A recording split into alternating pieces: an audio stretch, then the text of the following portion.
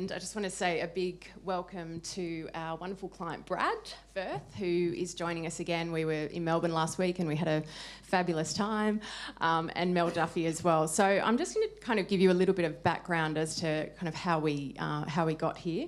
And we probably are going to be a little bit more provocative than some, because we're probably going down the track of a little bit more about traditional out-of-home and peppered with some programmatic and other capability around targeting. So we will save some surprises for down the track, but first just want to introduce Brad. So probably maybe 6 months ago, we held an offsite with our creative team, Polly, and this lovely gentleman was recommended to come along. He's a creative, he's had a really interesting background. He's worked in globals, he's worked in Australia, he's worked in creative agencies, and you know, we're going to have a chat to our creative team about how to be less shit, basically, was kind of the theme of Brad's talk, which was highly enlightening. And what I actually learned at the time is Brad, very humble man, but has actually had some incredible career achievements, not to mention being part of an Emmy-winning award team for Nike in the US. So a pretty incredible track record, and then I'll probably hand over to you just to give us a bit of a sense of how we kind of, I guess, got to... You returned from the States after a pretty illustrious career and ended up working as a CMO at another company before you ended up at a beer brand. So tell us a little bit about that, Brad.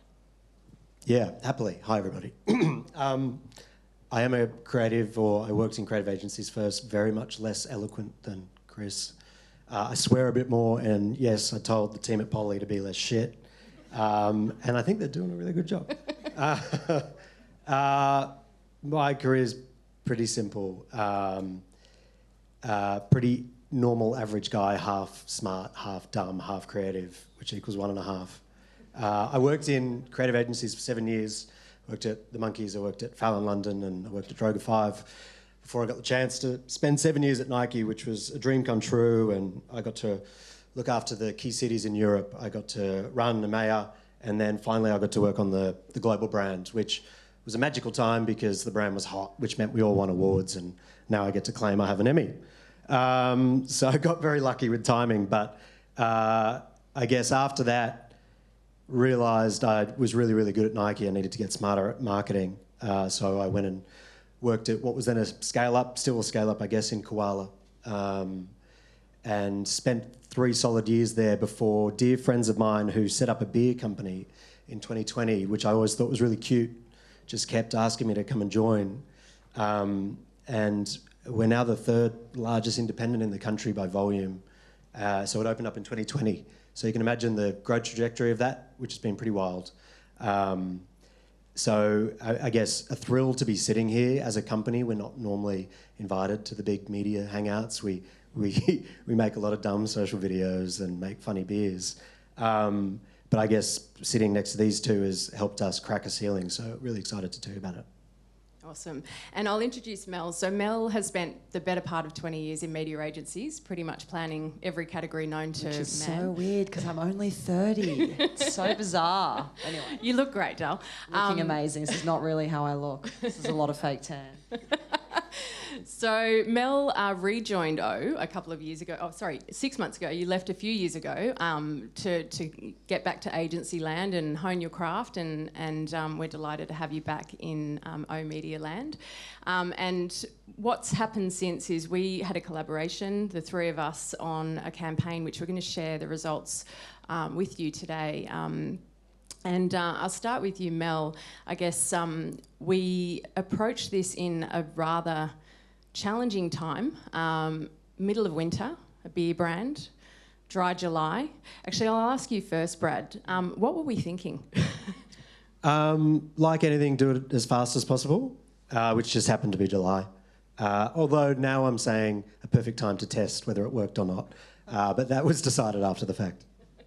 And as part of the campaign, you took a very big leap of faith, switching off all your other channels other than your own channels. So we're kind of presenting to you today, I guess, the baseline of how out-of-home works. And Mel, you were heavily involved in the thinking in terms of how we constructed the campaign. Can you talk us through that? Yeah, absolutely. I think, for us, it was a passion project for me.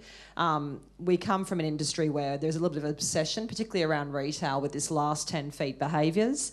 And I know, having come from agency, we default to that, particularly when we're looking to drive a short-term sales outcome, but even in a brand environment. So we selfishly really wanted to test this theory around following a customer through a complete purchase journey and looking to drive both a brand outcome, and I know we'll talk about in a minute, we actually ended up in a bit of a retail scenario, which is that combination of brand and a short-term sales driver.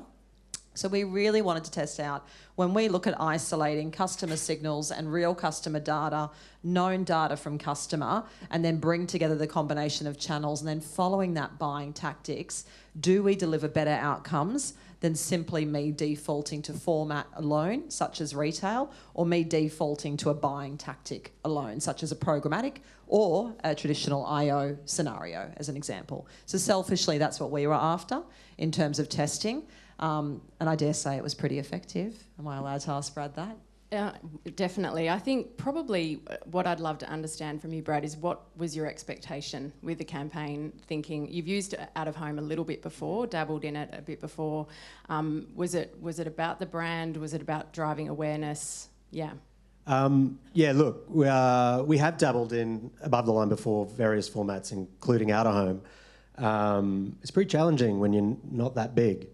Your cash is on the line and you have to show a result pretty quickly.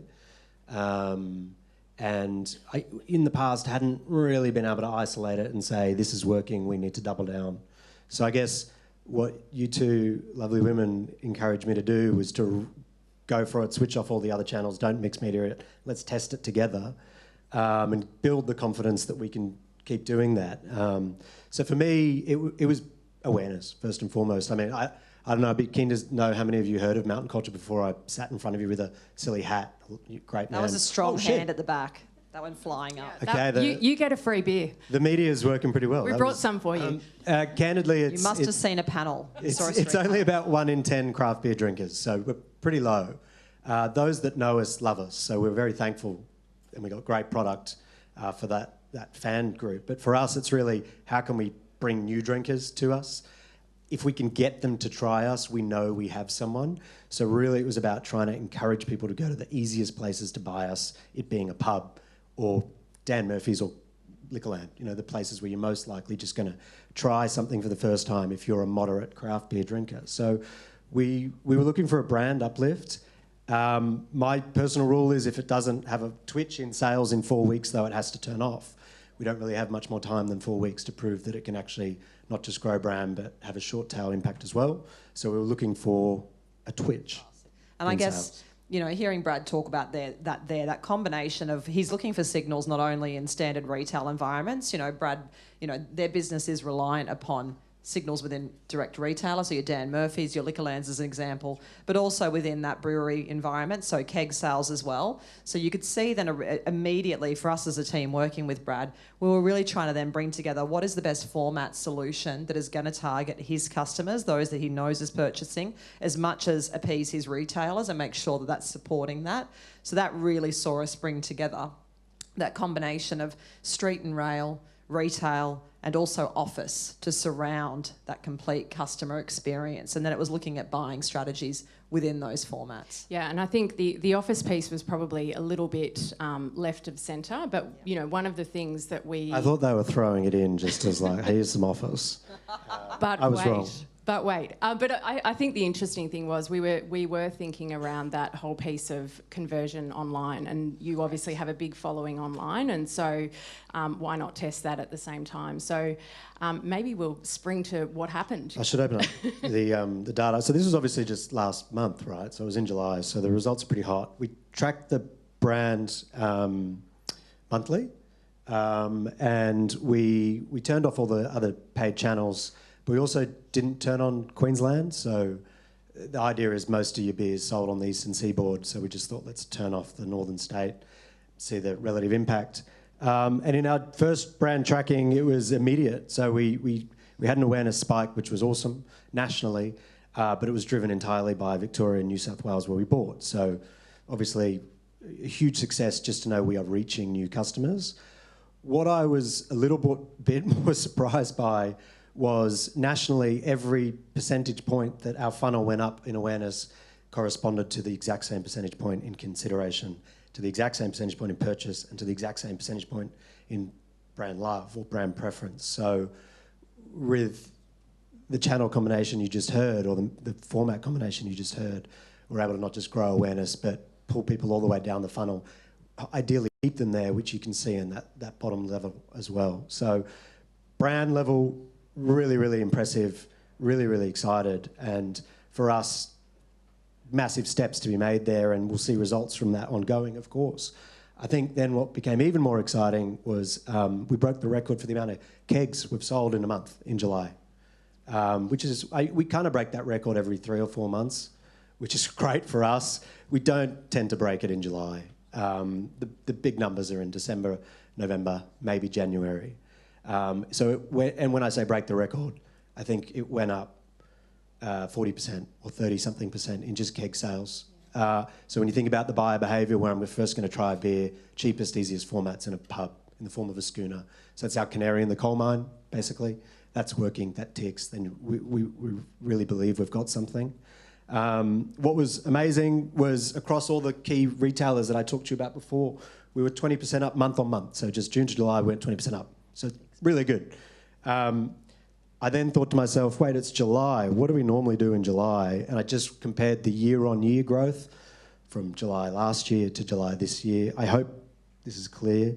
But last year, we were growing 24% year-on-year in July. In the Dan Murphy's, I should say. This year, it was 61% in July. Last year, we were growing 47% year-on-year in July in BWS, which was pretty rad. This year, it was 111% in July. Last year in Coles Liquor Group or Liquorland, it was 39% year-on-year, and this year it was 60% year-on-year in July. So obviously growth in July is good. Last year it means we went down in July, which is obvious because of Dry July. So it was good. So I think, you know, you heard some words I used earlier, the shoppies. I get the shoppies all the time. That's when I get a feeling that I want to buy something. It just takes It happens every day. It happens all the time. But I think the results, hearing that from Brad, really started to prove out to us that it is a combination of formats that drives a customer outcome. And what's really important first in formats is leading with an audience-led strategy. And we were only able to achieve that by firstly deeply understanding who his audiences were, who his customer base was, utilising that first-party data that Brad was able to share, what he had available in terms of based on that direct-to-consumer, and then rounding out channel as a secondary to that. And so talk to me as well, Mel, in terms of data sets to select the inventory. We didn't go down a wildly programmatic route. Although in saying that, every single panel that we did sell digitally was enabled, but this was really about brand for us. So we really wanted to use this as a baseline to understand how does out-of-home perform. What data sets did you use to Yeah, so obviously a combination of data from Brad and his team. Alongside that, we have Westpac and Coles 360 data enabled across every single one of our panels. So we utilise that to isolate best performing areas, either from growth opportunity or underdeveloped opportunity. So, you know, again, looking at old-fashioned CDI, BDI and cross-referencing that. And the beauty of that Coles and that Westpac data is that's real customer data. So that is real transactional data. We can look at who is buying beer, who isn't, who's buying, you know, frequently, who's not buying frequently, and then use that to allocate panels as a signal. So I think that was really what made that quite strong, is the utilisation of that data and that combination of that with customer. Awesome. So, Brad, did anything surprise you in the campaign? Was there anything going on that you kind of thought, I really didn't expect that? Honestly, most of it. So I think we've covered that. I guess I came in a bit cynical based on past dabbling. Thank God I worked with you two, and that's going to stay the same. Look, I guess one thing surprised me and one thing was just awesome. The thing that surprised me was how many phone calls we got about the office screens. The amount of people who were saying on a Thursday or a Friday that they've seen us in their office which was always enticing you to head to the pub, was unreal. So much so, the cynical founder, who was a brewer from North Carolina, was like, "What the fuck, man? Everyone is telling me about these offices. We've got to buy offices. We've got to buy offices." So, like I said before, when the offices were in there, I was like, oh, "Okay, cool." But now it's literally a priority media for us, and we can be very creative with it. We can be very personal, and obviously we can hit people when they want a beer, which is when they're working. Which, as a surprise, I think they've all been delivered. There's all beers outside. We made that mistake in Melbourne. I had to drink. What did I have to drink? Asahi or something. So our beers are outside. Hopefully, if you would like one. The other thing that was cool is I now know where our head of category at EDG lives, because she texted me and said, "You have a billboard on our street." I just happen to know what suburb she lives in, so now we get to buy that site forevermore. So those couple things were pretty cool. Awesome. Mel, I guess just to wrap up, your recipe for success, what would we do differently? Yep. What would you change? What are the foundations for you moving forward? I think for me, it's not an either or. So for me, it's all about firstly leading with audience as a strategy and understanding who you're best trying to target. And then it's looking at the buying strategies that are best employed to deliver upon that. So for me, it is the combination of both traditional buying tactics, programmatic buying tactics, the utilisation of digital, the utilisation of contextual relevant messaging. That is all powerful. It's the kind of the baseline approach and the and for me, but it's got to start with customer as the deepest insight. So we're so grateful that Brad trusted us and led with that, and that's everything we're talking about now. And please, for the love of Jesus, stop briefing me on last 10 feet or stop briefing me with a buying tactic only. Start with who you want to talk to. That's my success. Awesome. Thank you both very much. Thanks. Thank